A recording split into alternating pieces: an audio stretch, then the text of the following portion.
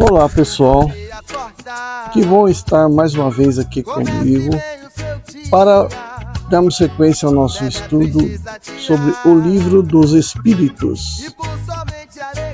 Eu sou o professor Wagner Klein, professor de Física, terapeuta holístico, e você está no canal Sob Nova Visão.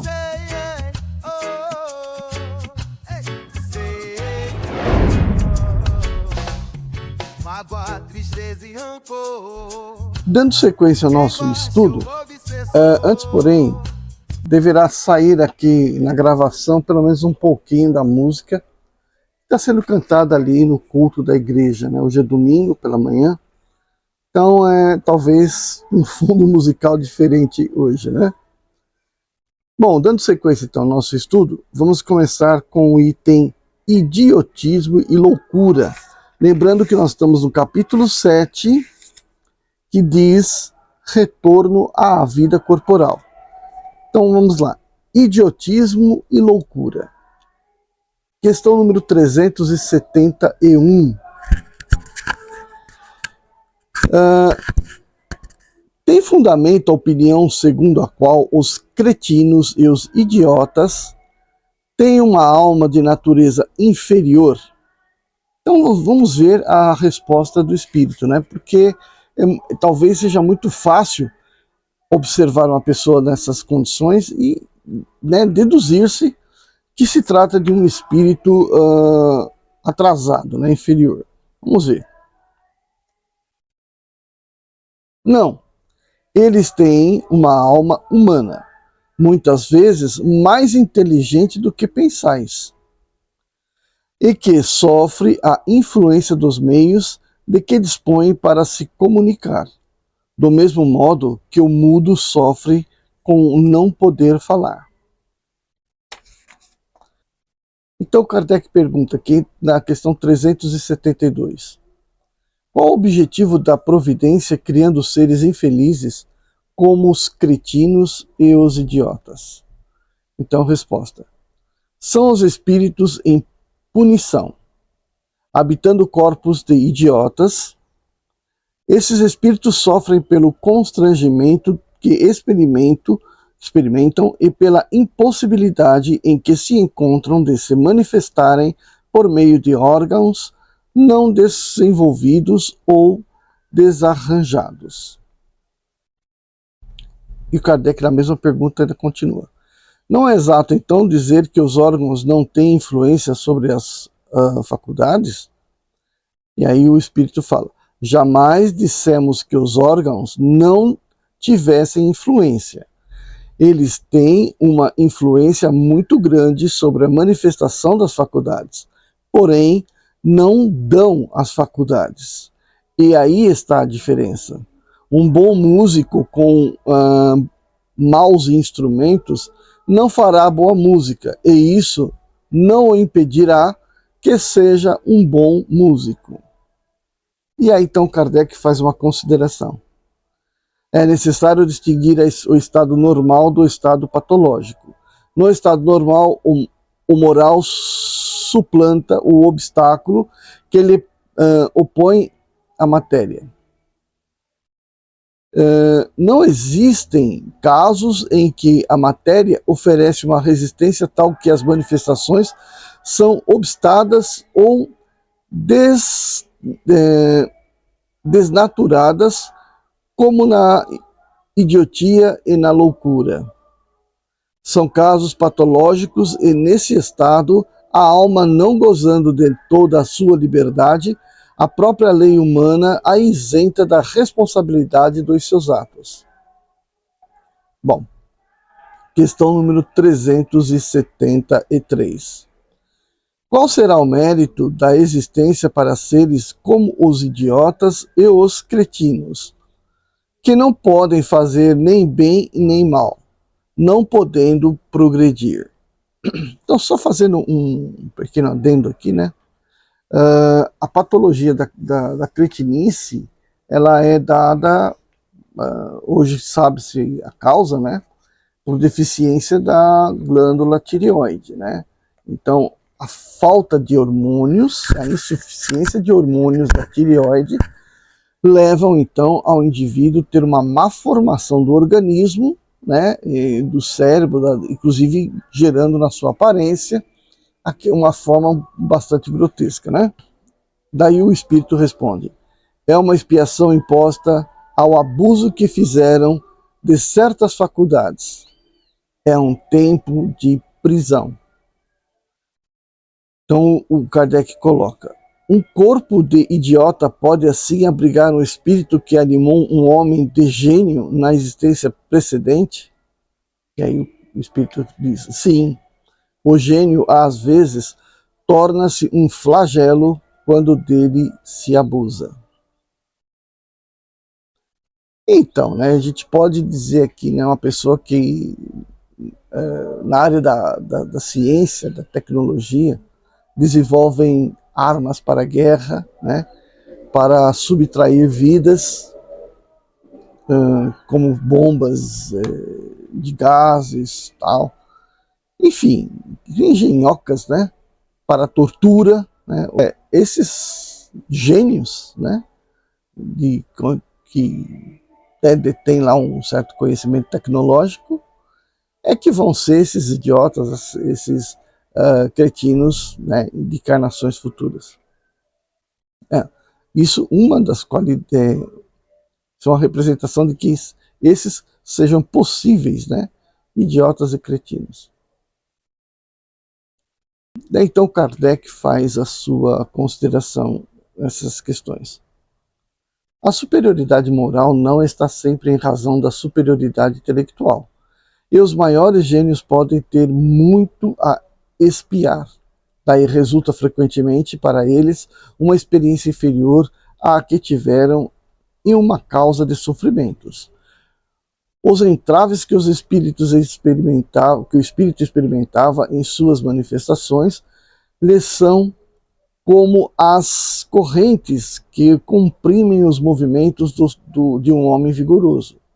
Pode-se dizer que o cretino e o idiota são estropiados pelo cérebro, como é o coxo pelas pernas, o cego pelos olhos. 374. O idiota no estado de espírito tem consciência de seu estado mental? E aí, é claro, o espírito responde: sim, muito frequentemente. Ele compreende que as cadeiras que entravam seu voo são uma prova para uma expiação. Questão número 375. Qual a situação do espírito na loucura?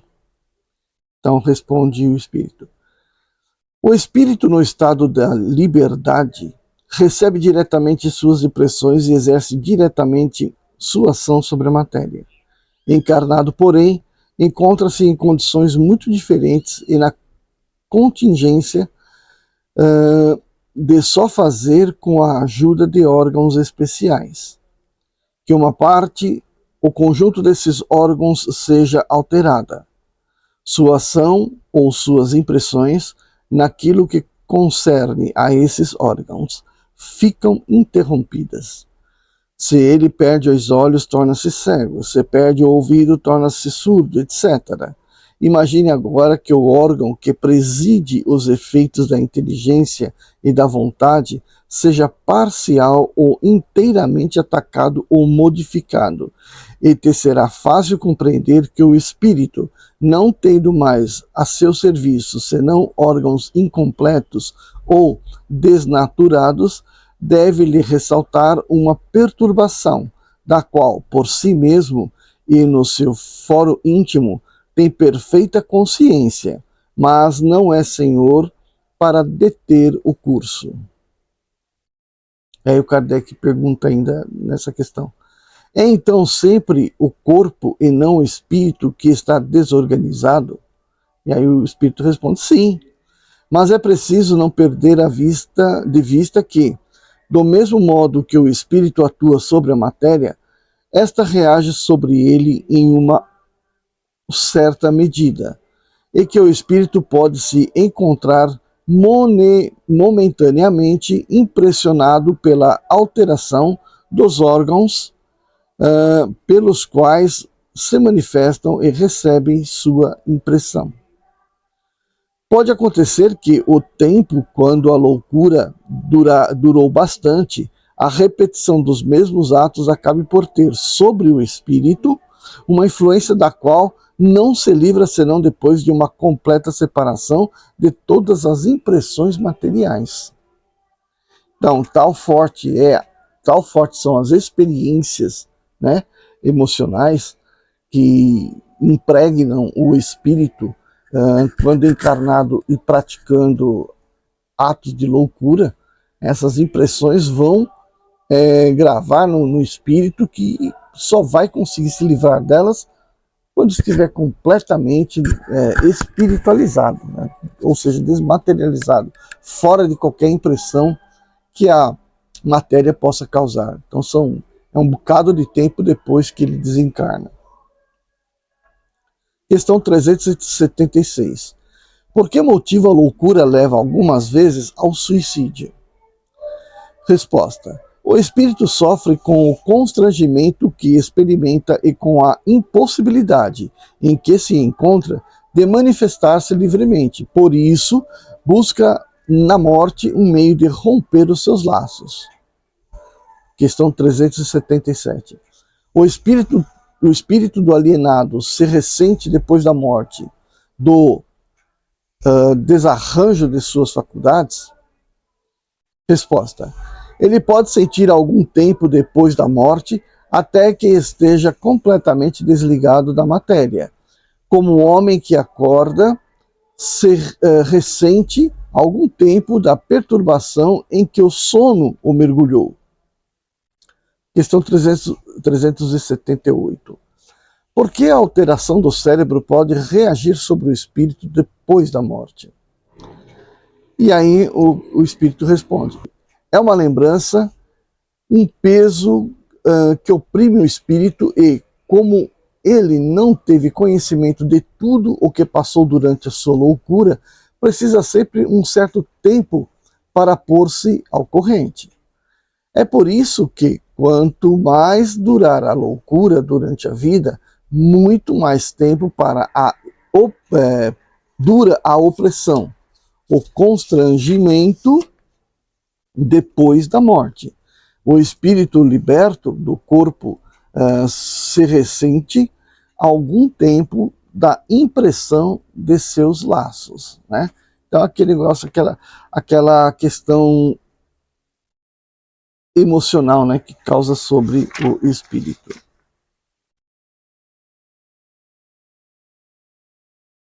Bom, gente, vou encerrar esse item aqui, tá? E a gente não deixe de se inscrever, deixar seu like, ativar o sininho, compartilhar, faça um comentário e a gente se vê no nosso próximo vídeo.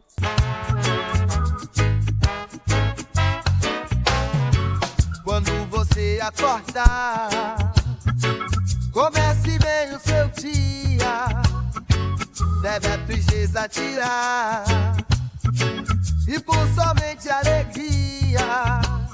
Sei, oh, ei, sei, oh, sei, oh, ei, sei, oh.